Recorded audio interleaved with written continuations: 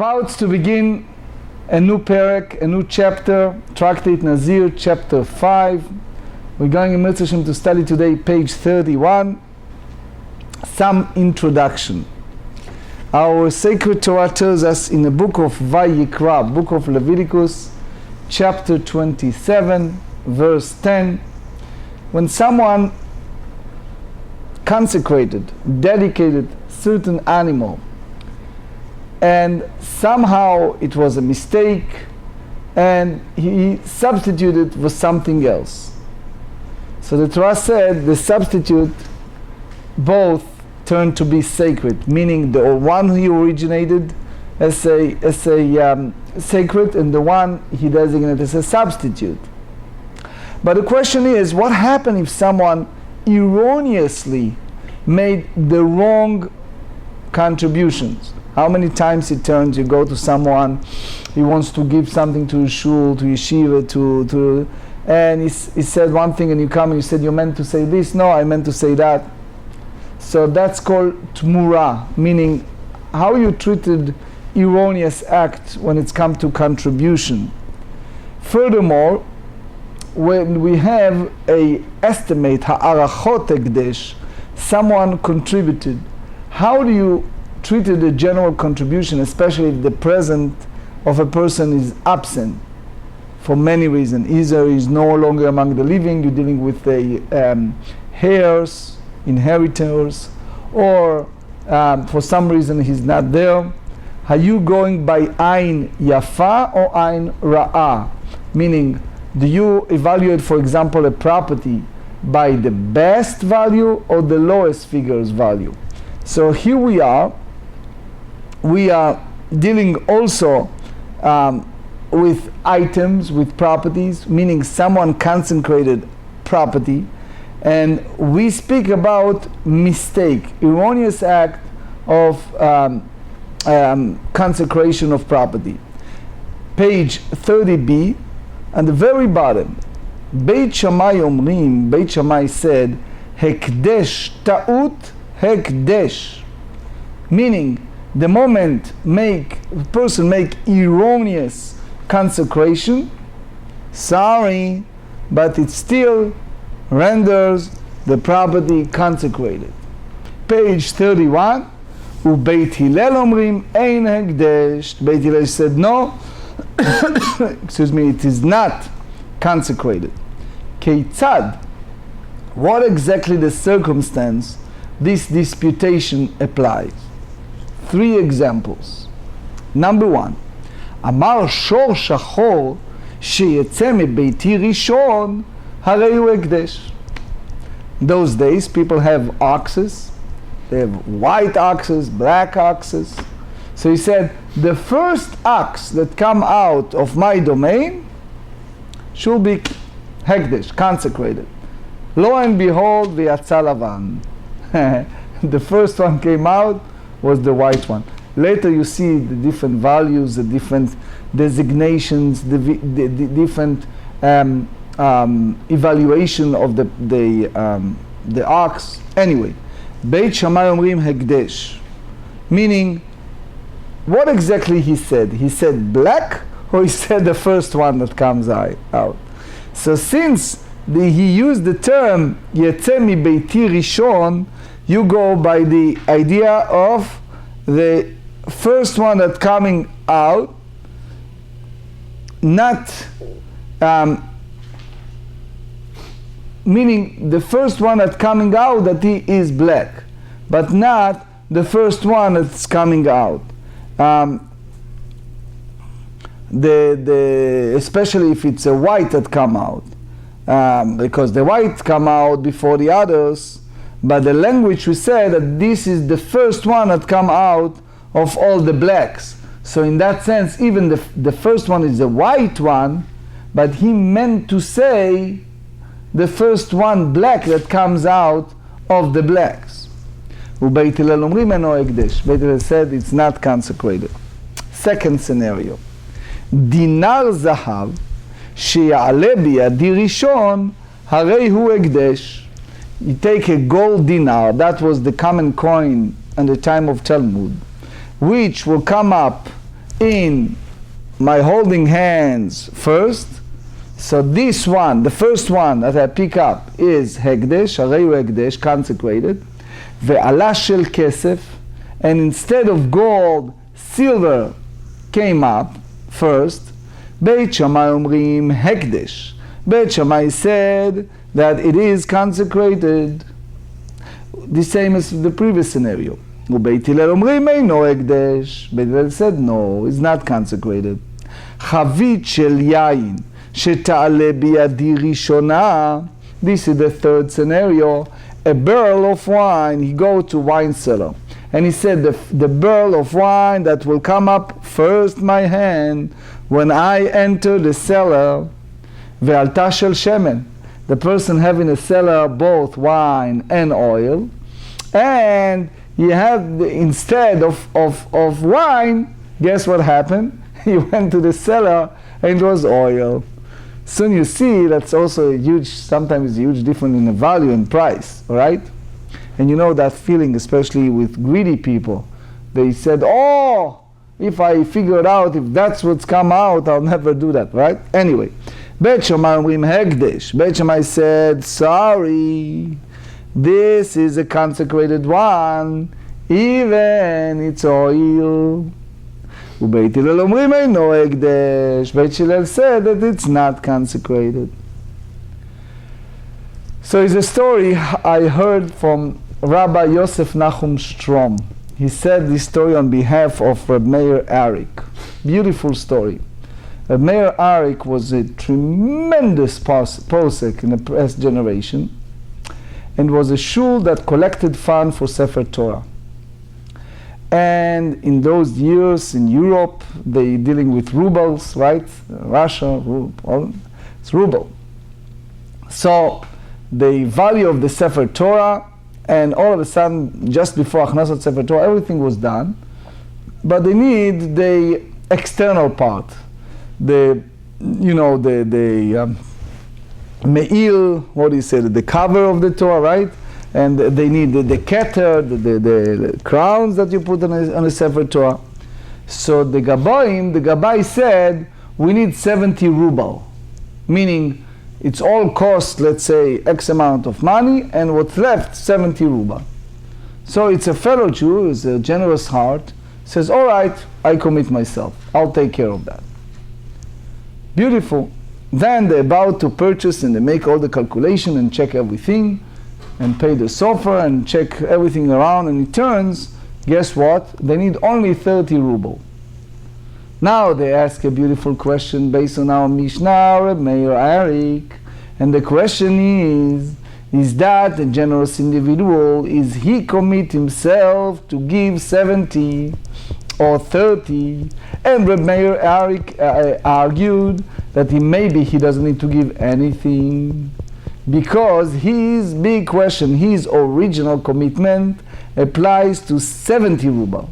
And now what happened here, that the big question is Neder shutar mikzato, utar kulo. So how you treat it? So he said, the problem is, since he doesn't said meforash, explicitly, lucidly, what exactly he contributed and what type of stipulation, he just said, I'll take care of that. So what does that mean, I'll take care of that? In short, what eventually he posek that he's only obligated for the 30. But the whole mahalach, the whole explanation and the process, and how he argued that even in the first place he may not give, doesn't need to give anything, it's fascinating. Anyway, Beit Shammai omrim, Gemarrah. Beit Shammai omrim hekdesh.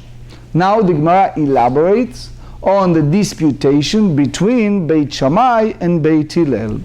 Beit Shammai said that if they make erroneous consecration, which apply to the three scenarios, right?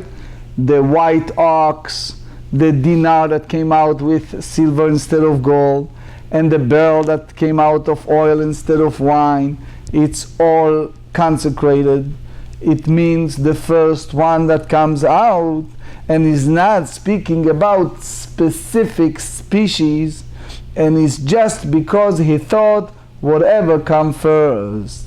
and that it's not avoiding him from take effect on the Hekdesh, that the reality it comes first. That's the way Tosfot explains. Now the truth is, there are some rabbis that argue based on the story of Yiftach.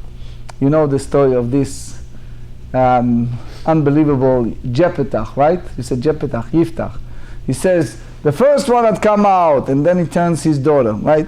Anyway, Mai ta'amayhu, the Beit Shammai. How the Beit Shammai teach us that even he made an erroneous act, the Hekdesh, it's still taking effect. The Alfinan, we learned Tchilat Hekdesh, Misof Hekdesh. The idea that a person sanctified certain animal for Korban, for offering, from Hekdesh, the sanctification that came about from switching, from Tmura. Tmura meaning you take another animal for offering instead of the offering that you sanctified for Korban. So the idea is the Torah said you cannot switch. So the Rosh explained. So you have here additional sanctification of another one, but you cannot back out of the one that you consecrated. Matmura afilu betaut, even someone intended to sanctify a black ox and it turns to be the white one, that applies to the white one, right? Which means that if he made it by mistake, the Torah said, "V'haya hu utmurato yihye kodesh." Af hekdesh afilu betaut, meaning so too does primary consecration take effect, even in a mistake, in error. So the Rambam, at the very end of Erkin, he speaks about matpis betaut. Someone make hatpasa, as we talked in the past, attachment, and he said, it's tofes, it's take effect. So that's basically question, because soon you see the view of Beit Hillel, ובית הלל אומרים, הנמיל תמורה, בלחות הקדש בטעות לא מחתינן.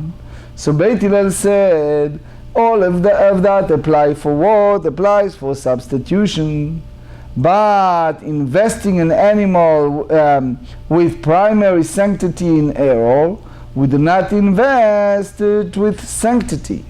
So therefore, the Rambam, the big question is, according to Beit Hillel, it's not tofes.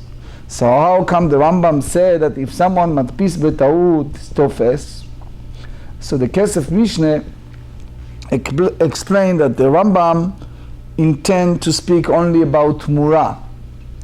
There is other interpretation of the Rambam that say that when it's come to Hatpasa ben Darim, attachment when it's come to a vow, for example, we studied it earlier in the Nedarim, if someone said, Lechem ze asura like a korban, this bread is prohibited upon me like an offering. So according to the Rambam, it still have tfisa, he still have Hatpasa, even it's in error. Anyway, Ulebeit Shammai, ma ilu amar. If someone said in the morning, Harei ze tachat ze lachatzi yom, this unconsecrated animal, which is chulin, shall be instead of this sacrificial one from midday onward. Mihavya tmura mehahi shata. Do you mean to say that in that very moment the substitution take place? For sure not. אלא עד דמתי חצי היום הוא דאביה תמורה. You have to wait for the midday arrive, and then it's a substitution. החנמי לכי מגליה מילתא. When it's even the matter transpires. So why the Beit Shammai say that it is sacred? So now the Gemara goes and offer a totally different explanation. Usually they use the word ela. But since they don't mention any name of Amorah, the Rosh and the Tosfot said, so that's the reason why they don't use here the word Ela. Amar Rav Papa, Lechach ne'emar rishon, that's the reason they mention the word first, the person with his declaration, Lech sheyetze rishon, when the first black bull of the black bulls I possess will emerge from my house. So that's even you have a white that comes first. So the Gemara asks, if that's the case, v'hashachor kamar, he used the term in his vow as a black ox, and it doesn't mention that he have more than one ox. Mi lo askinan deleit lei elahai. We are dealing here with situation when he did not have any black ox. Then this one lo tzricha. The Gemara said no. The itlei train tlata. According to Rav Papa, the Mishnah speaks when that person who make a vow have 2 or 3 black oxen, so you can say that it means the one who makes a vow for the first one of them. So Beit Hillel. Now we need to explain the Beit Hillel according to the view of Rav Papa. ובית הלל אומרים, אם כן, if you tell me that the Makdish, the one who sanctified, he meant to say the first one of the black oxen, and not the first one of all the oxen, שיצא בראשון מבעלי. He needs to say clearly, lucidly, which emerges first. So why he said, from my house? Amar le Rava mi bar Neish, the name of a place, le Rav Ashi. Hai hekdesh betautu. You mean to say that this is a case of mistaken of consecration? No. Hekdesh bekavanau.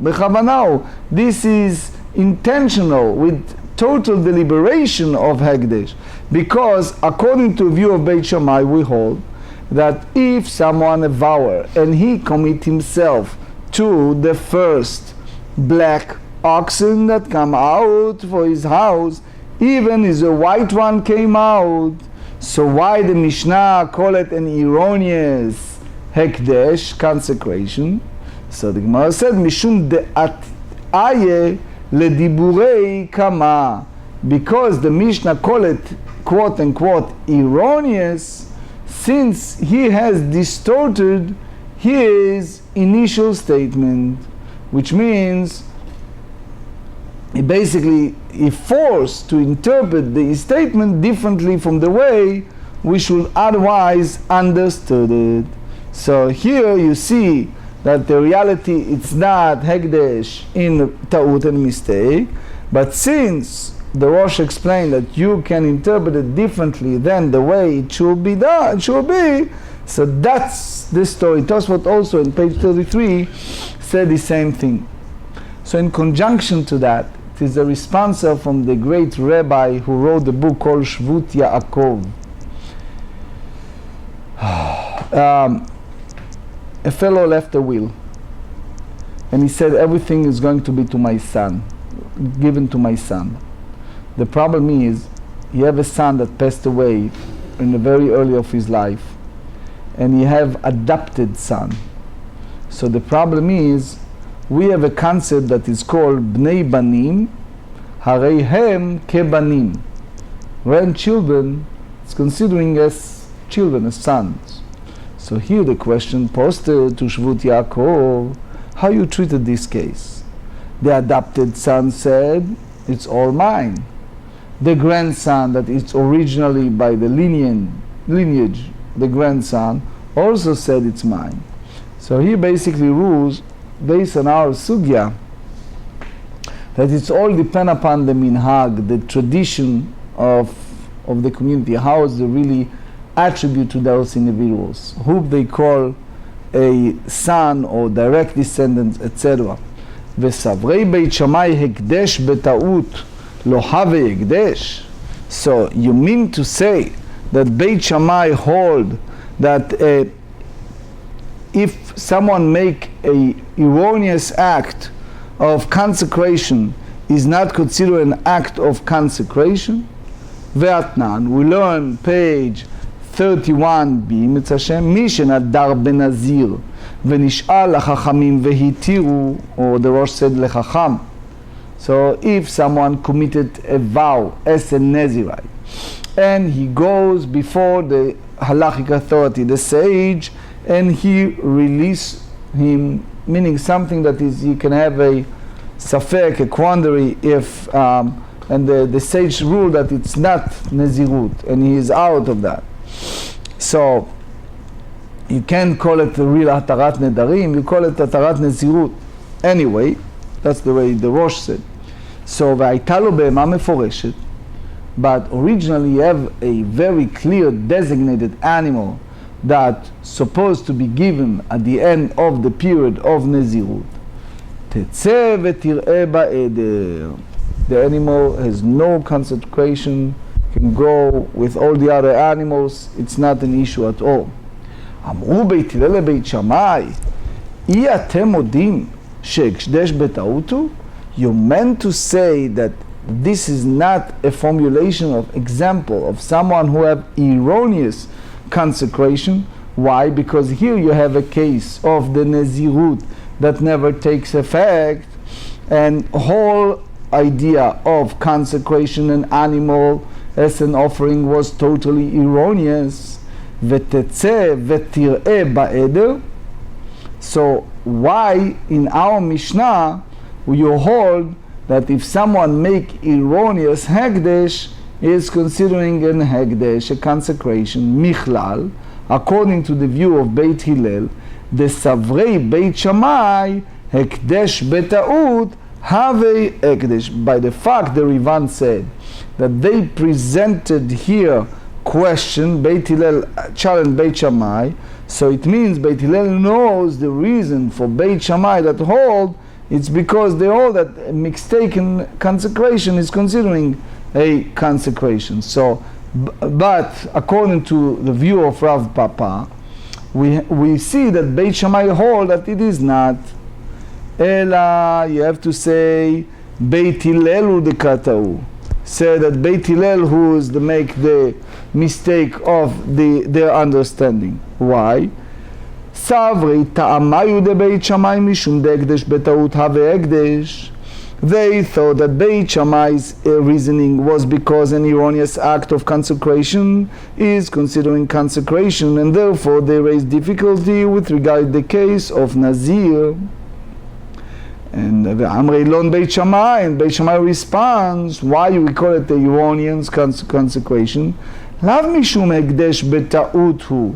It's not because it's considering a erroneous consecration, אלא משום דאטאיי לדיבורי כמה, because he is distorted his original statement that we said earlier, which means we cannot prove that according to the view of Beit Shammai, erroneous hekdesh consecration is hekdesh. So Vesavrei, another question of Rav Papa, you mean to say really that the Beit Shammai hold, Beit Shammai hekdesh betaut lo have hekdesh, that the erroneous consecration according to Beit Shammai is not considering consecration? Tashma, come and learn proof from this source, from the Mishnah that we're going to study Mitzvah Hashem on page 32b, that in that view of the Mishnah you see the opposite. Hayu me'alchin baderech. From the view of the Mishnah, the way that it's written, it applies to 6 people who walking on the road, along the way.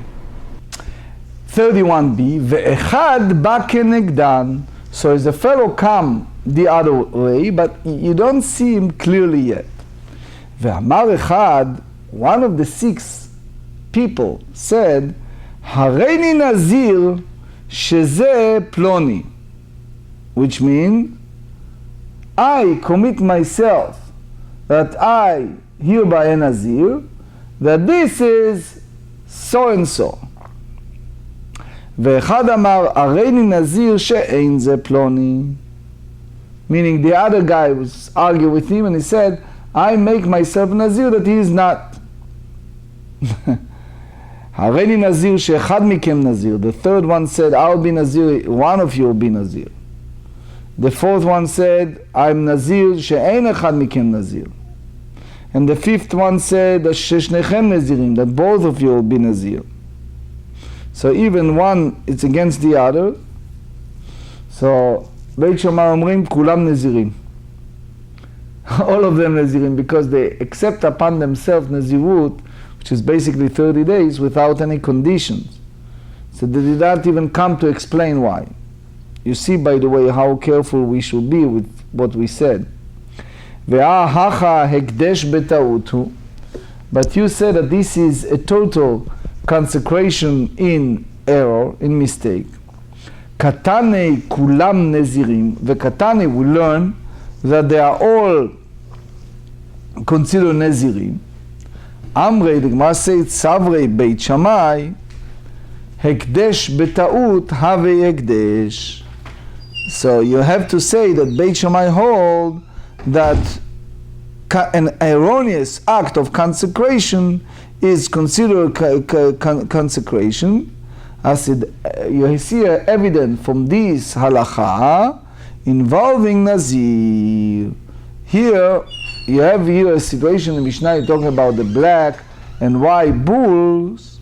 It is not hachala. It's not based on the halacha. Rather, of Papa's explanation is the correct one. Abaye amar lo kasar kadatach dekaim betzafra. So, meaning before the oxen left the house, he consecrated.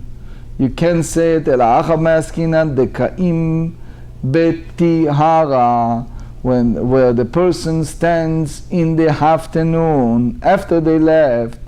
ואמר שור שחור שיצא מביתי ראשון להווה הקדש.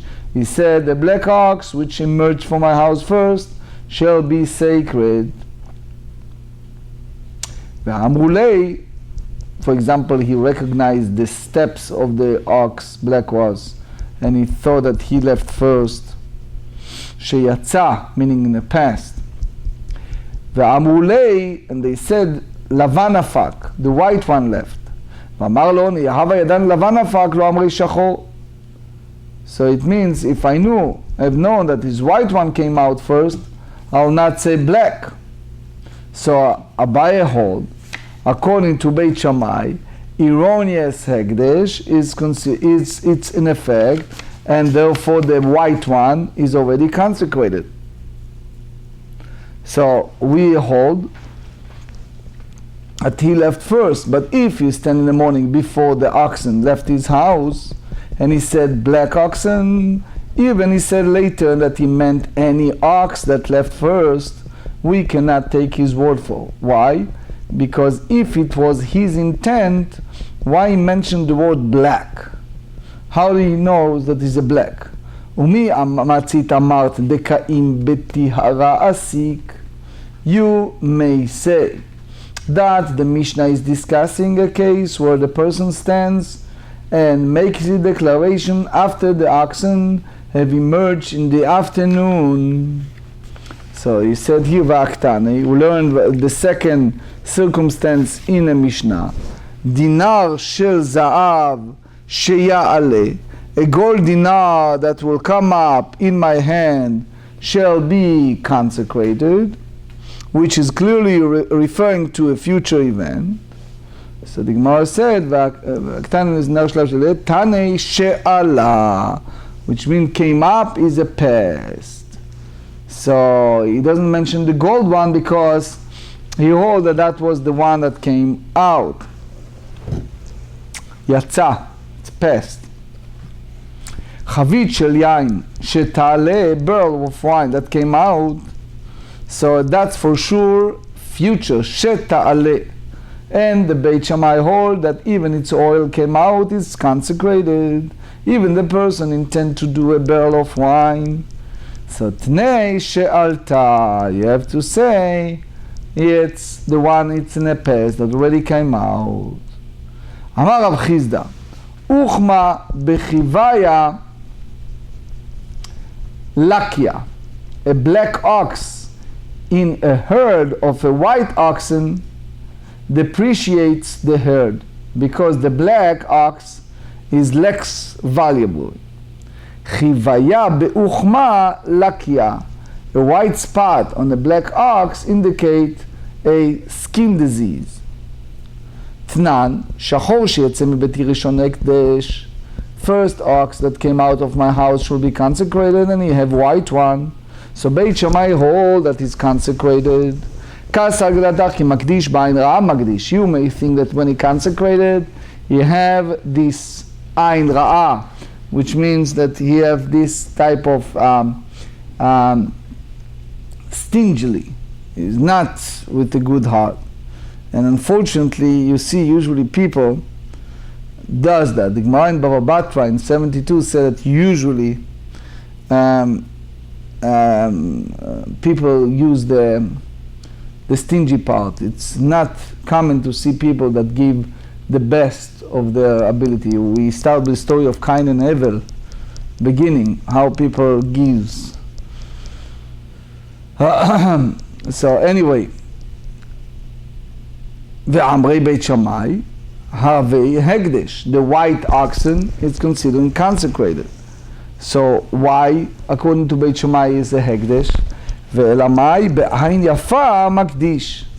So it means that he used the best one, and he used with a good eye, with a come up with a good heart, the best, and therefore dinar shel zahav, that's the second situation, she'aleh b'yadi rishon, that come out my hand first, ve'ala kesef, and you have silver one, Beit Shammai omrim hegdesh. Why? Because usually people use a consecrated generously. That's their view. And ואלמי בעין רע מקדיש, חבית שילה נשתלה בידו ראשון ועלה של שמן, בית שמאי אומרים הקדש, והרי שמן עדיף מיין, oil is more expensive than wine.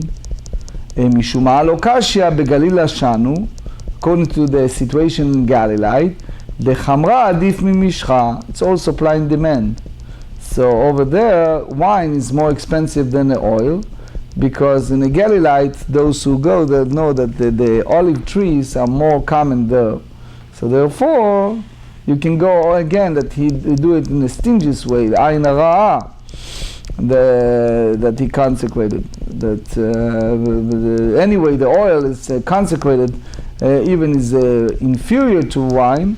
If he intend to have a golden dinar and a barrel of wine, for sure he agreed to have a silver dinar and a barrel of oil. So therefore, Reishya, Kashya, Le Rav Chizda. So therefore, the first part of Mishnah of Shor Shachor Sheyatza, challenge of Chizda, Amar Rav Chizda, Ki Amre B'Torah de Karmenai.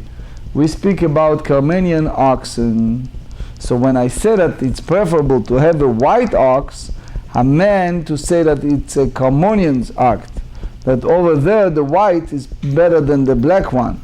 But here in our Mishnah speaking about a regular ox, that in the regular ox the black is better. So therefore, if a person consecrated the black oxen, that it's better, for sure he meant to say that also it's a white one if he comes out first. So it means in all these three scenarios of our Mishnah, it's based on the foundation that the person consecrated in the stingy way, the leftover, like Cain. And all these three situations, that someone who consecrated something that is more expensive, for example, a black ox for a regular one, or a golden dinar, or a barrel of wine in Galilee.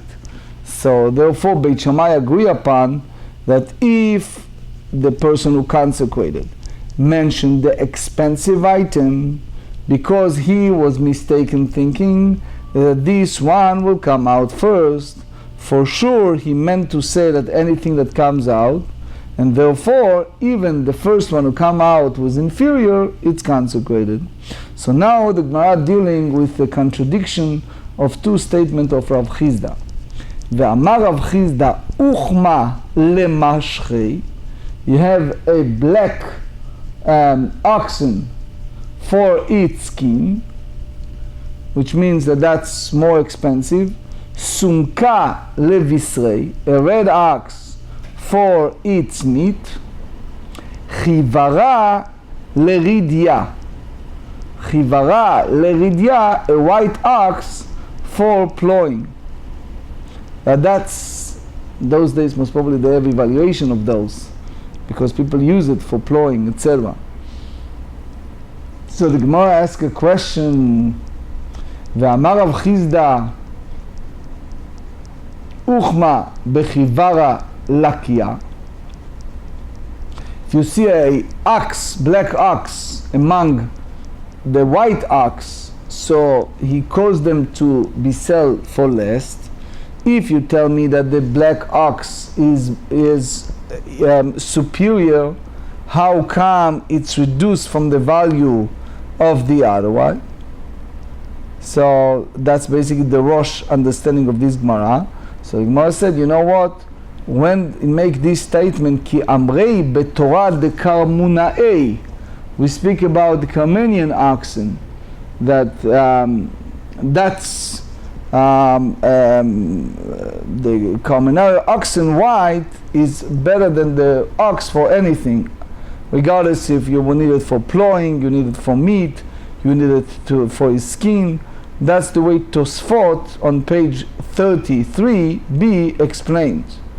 So therefore, if you have Carmonai ox among full of a group of oxen, that white is reduce their value, but regular oxen, the black one is better than the white one because the skin is more expensive. So therefore that's what Rav Chizda meant when he said that the ox, black was, is good for its skin, and that's the species that Beit Shammai speaks when they rules that if someone consecrated the black ox that comes out first, his intent was to consecrate it even the white one that is inferior. The late Dayan Weiss, the Minchat Yitzchak, he asked a question. A fellow make a vow for the shul, Nadar lebeit HaKnesset. He made a vow for the shul that he's giving shemen lamaor, nerot lamaor, meaning he's giving the oil to light candles in leilu nishmat, in memory of his father. So the question is, the Gabayim gave him the the BGE bill, the electric bill. So the question is that fair or right or not? He meant to say maybe literally, not figuratively, that's applied to the expense of lighting the candles, the oil, the candle. So basically the NY said that you go by Leshon Bnei Adam, the language that people use. I would like to conclude with the Maharsham. Maharsham dealing with, in those days, a fellow sold an animal to another fellow Jew, and they make a condition, make it nai. If it's kosher, so it's a value so and so. If it's not, if it's a treif, it's a value so and so. So the person purchased it, but he purchased it at this stage for the inferior. Let's say if it's not kosher, it's $5,000, and if it's kosher, it's $10,000. So he gave him 5. And meanwhile, he decided, you know what? Instead of slaughtering that animal, let me use it for whatever I need to use that animal now. So the other fellow came in and said, pay me another 5. He said, I don't pay you anything because it may be treif, and if it's treif, our condition is that I'll pay you only 5. It's the big claim. The Marsham said that in nowadays, b'yameinu, rov be'emot treifot, most of the animals are not kosher. So the big question, does he need at this stage, since it's not slaughtered and is unknown if the animal is kosher or not, to add more money for his using this animal for his business or personal needs, or with the assumption that it may be treif, he does not need to add anything. So that's a big discussion that the Maharsham elaborates.